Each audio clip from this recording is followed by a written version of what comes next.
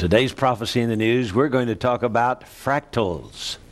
And we have that as our cover story in the January edition of Prophecy in the News magazine, Fractals, the Intelligence of God's Design. Now, we pose the question, is creation a series of divine algorithms?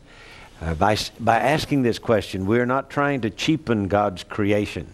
Gary Stimman is here to discuss what I think is one of the most absolutely fascinating discoveries of the 20th century, fractal design. Without a doubt, whether you know it or not, fractals have changed your life. When you watch television, when you look at certain kinds of pictures, when computer-generated ideas are presented to you, invariably fractals are involved in the process. A fractal, JR, was the invention of a mathematician by the name of Benoit Mandelbrot.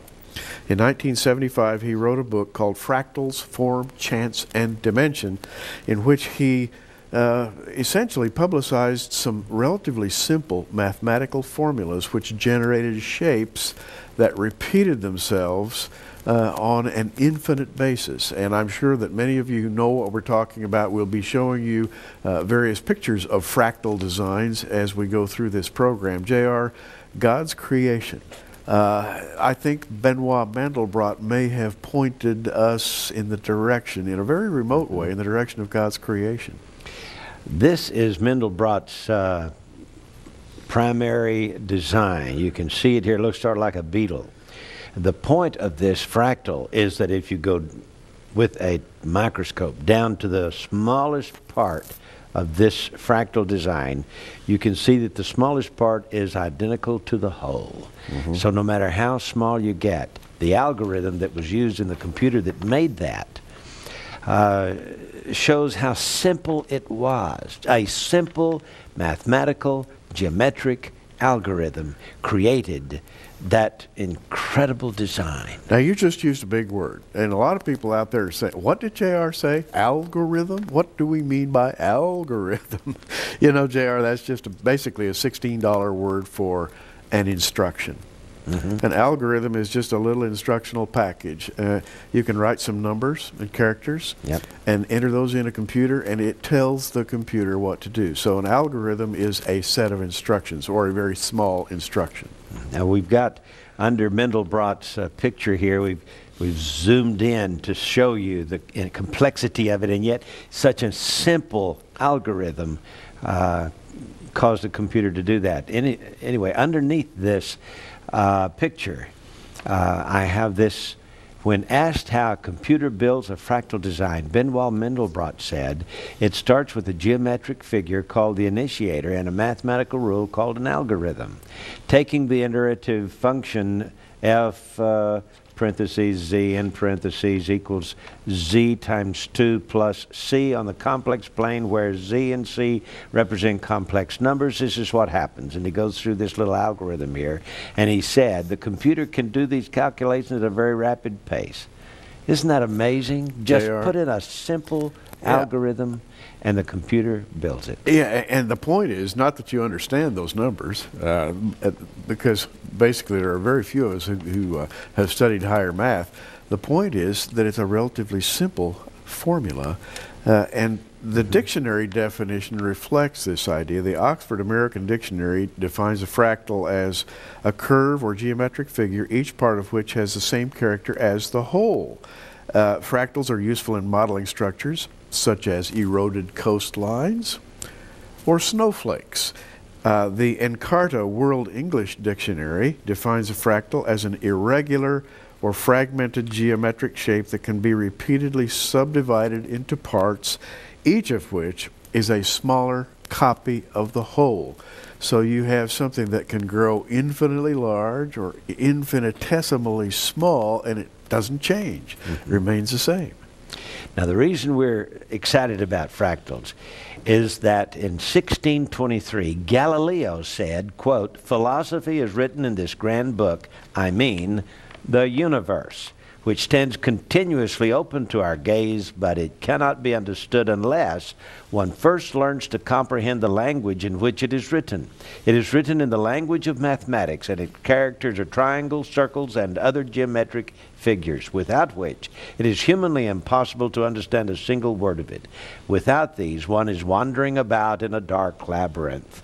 Now, this was 1623. He is saying here that the universe is made up of simple algorithms, fractal designs. Now, please understand, we're not trying to cheapen creation here, but what we are saying is when God created the universe, He simply used 22 letters of the Hebrew alphabet to make all of this grand design. Just simple algorithms could build it all. And J.R., the Jews before Christ used to talk about the Word, and the Word of creation. And they said that God spoke creation into existence with the Word. And a simple Galilean fisherman by the name of John talked about the Word as the creative device. And then he said in John 1:14, and the Word was made flesh and dwelt among us. In other words, J.R., couldn't we call the Word an algorithm? And couldn't we call the flesh the result of the algorithm? You know, it was the Greek philosophers who said that the world is not real, that it is a made up something, that just a product of imagination. What he was trying to say, I think, is that it's software. It's not hardware. Yeah. Now, mankind does not have the machine that builds electrons, protons, neutrons, etc., and atoms. We can't build these things. God did. God has some kind of a device by which, and I don't mean to belittle God's ability to create out of nothing. That's exactly what He did, however, and He spoke it into existence. It is software. In fact, the rabbi is going to say that if the Lord ever turned off the switch or stopped speaking these things and holding them together, they would immediately evaporate. That is absolutely true. And by the way, that's reflected in the first chapter of the book of Hebrews, as well as the first chapter of the book of John, both of which assert that this universe was created out of nothing and is upheld by the Word of God. And so rather than simplifying God by likening these fractals or showing how fractal design actually created our physical world, we are glorifying God. You know, fractal design, J.R., is a way for us human beings to perceive a design parameter.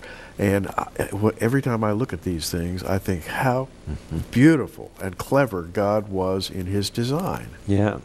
Here's a head of broccoli, and you'll see the spiral design on the large areas of the head, and it gets smaller and smaller and smaller as it goes out toward the end.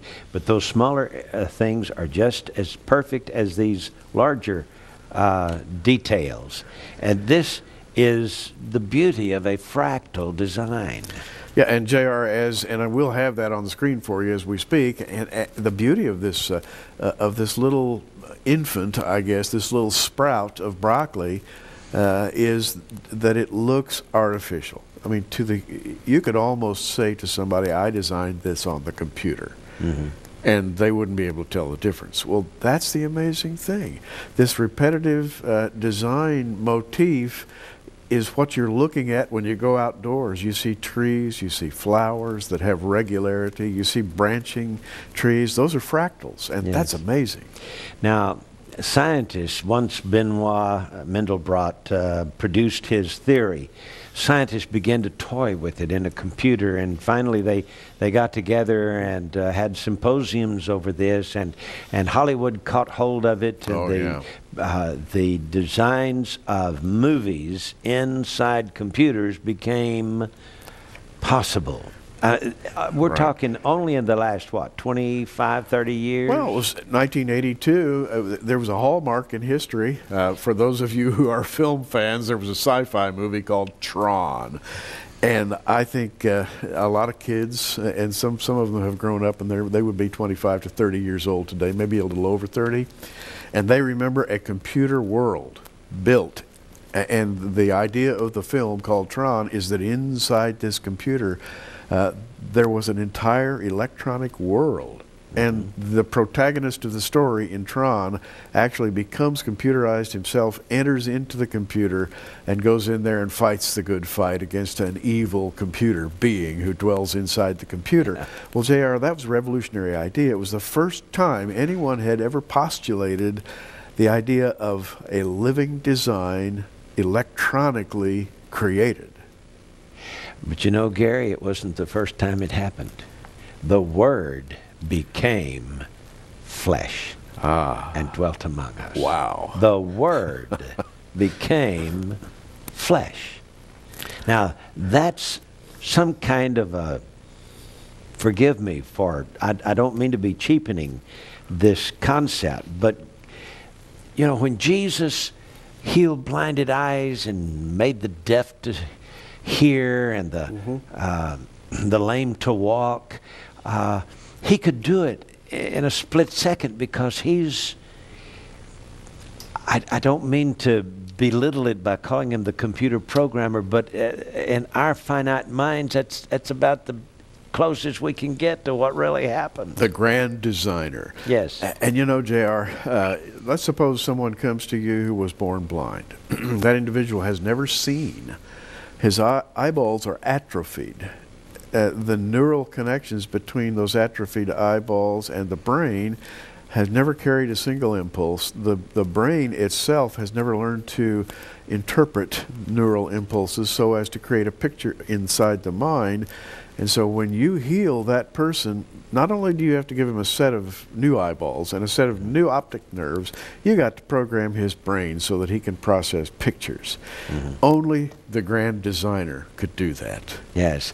Now, on 60 Minutes, there was a segment on reading men's minds. In an MRI machine, they were able to process a photograph, live running effect of the photograph of a brain and the way it functions inside, lights up certain areas of the brain, and they show a picture to this person of a hammer, and it's processed in the brain, and no matter who it was, it's processed to look exactly the same in every person's brain, which means, Gary, that one brain is not different from another brain. It all uses the same program, as, so to speak. And it's some kind of an electronic program so that they can now tell you what you're looking at or what you're thinking about. If you think of a hammer, they can, they already have a computer program that processes the brain and says, he's thinking of a hammer.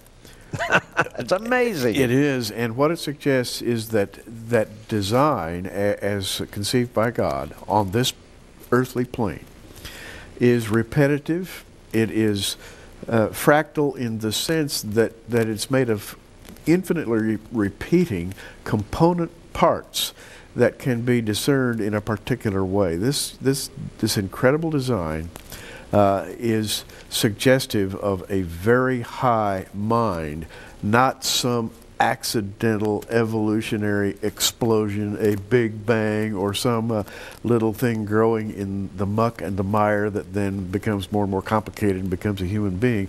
It's a grand design, and there's no mistaking it. You know, even in our computers, we don't use alphabets. We create alphabets out of two simple things. We call them zeros and ones, but actually it's light, dark. Light, dark, light, dark. Sure. Isn't that right? That's correct. And so when God spoke, let there be light, that was the foundation of what we even call computer designs today. Indeed. This is no accident, this world. It has intelligent design. Yes. Now, on page 6 and page 7 of the article, we show a picture here of the spiral design of a snail or a sea creature. And then we show the spiral design of a galaxy over here. Yes. Gary, it's the same design. We showed the spiral design of the broccoli here on page 3 of the magazine. Right. It's can be reproduced in a computer today using a simple algorithm. Yes. So when Galileo said that the universe is made up, that in fact he says it's written in a language. Yes. And the language is geometry. Now, Galileo didn't have the word algorithm. He said language. We might just as well say algorithm. In other words, there is a set of instructions. That set of instructions creates what we perceive as life and as the physical world. Well, atoms are made up of instructions.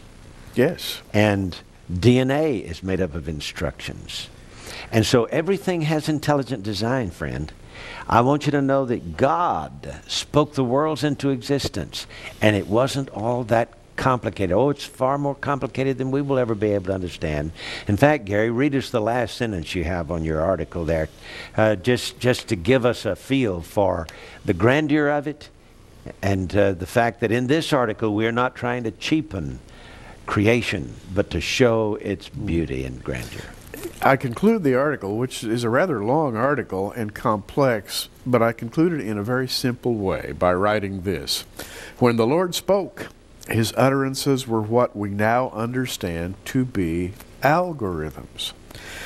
To realize this is not to understand it, but to be awed by it. Yes.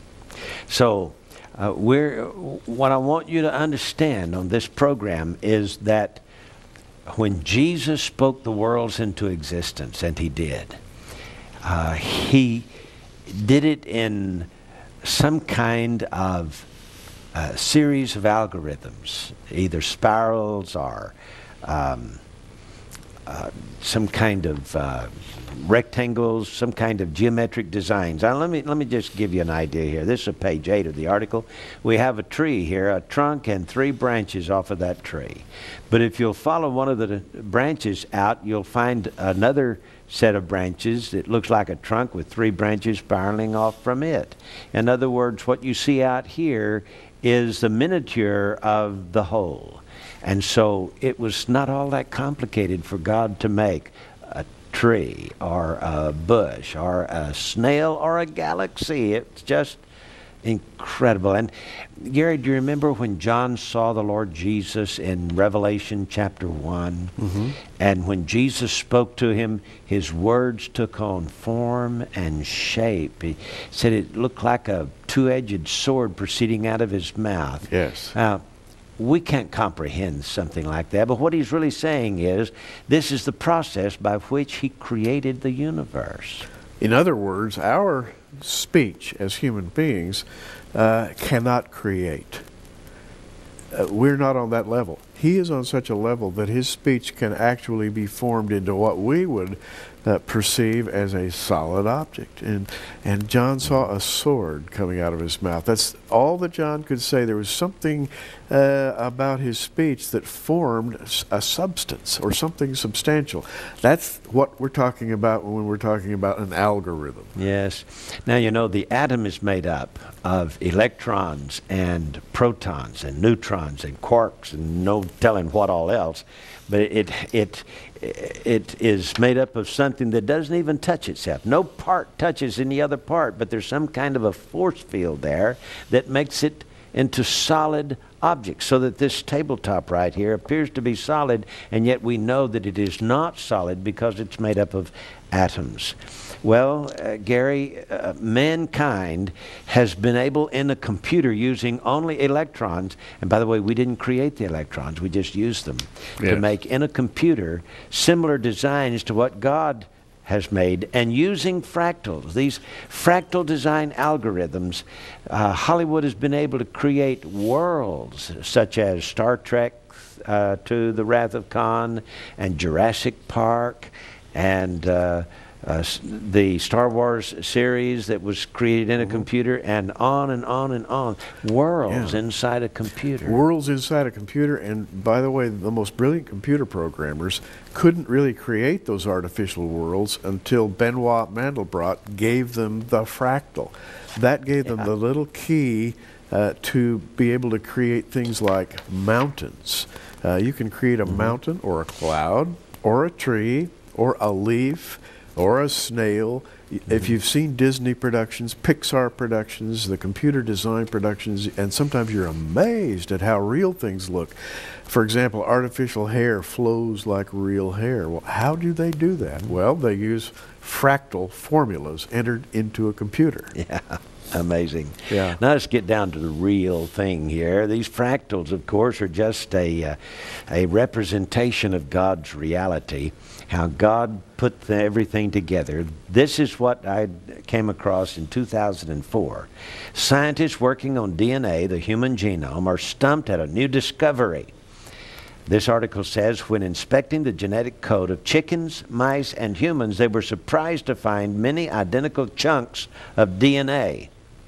These expert evolutionists were stumped that the junk sections across these three different species were exactly 100% the same, with absolutely no changes in what they believed to be 75 million years. How can this be? They must have changed a little at least, but no, this code is so vital that even 75 million years of evolution in these mammals could not tinker with it. Before now, scientists had a rather narrow opinion about which parts of the genome were important. They thought that only the important genes were codes for proteins, the building blocks of life. A few other sections that regulate gene function were also considered useful, but the rest of the strands were thought to be junk. Well, David Hostler of the University of California compared the genome sequences of man with the mouse and chicken and found to his astonishment that several great stretches of DNA were identical across the three species.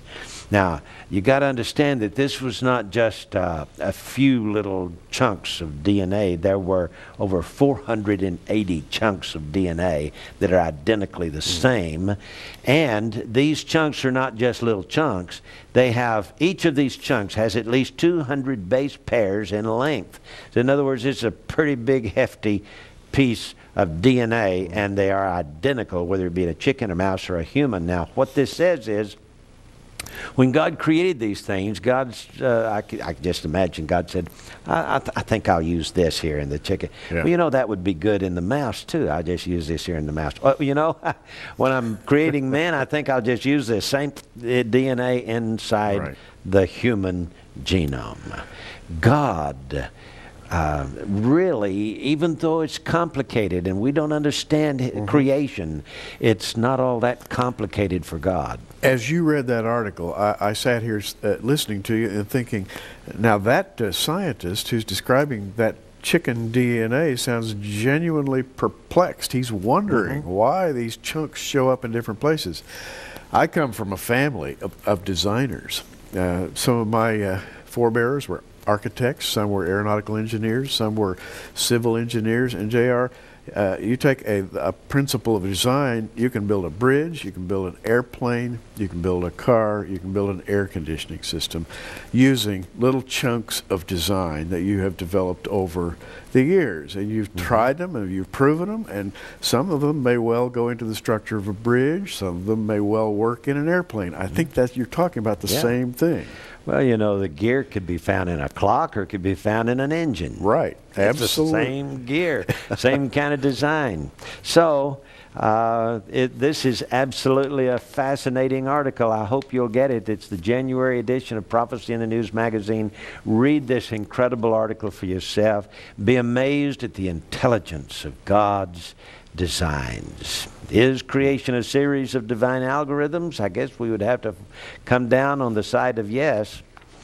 God used 22 letters of the Hebrew alphabet to make everything there is in the universe, and he continually holds these things together. The atom, where these little electrons, whether they flow around like a solar system around the nucleus or not, whatever it is, It's there because God continues to let it be there. But he could flip a switch.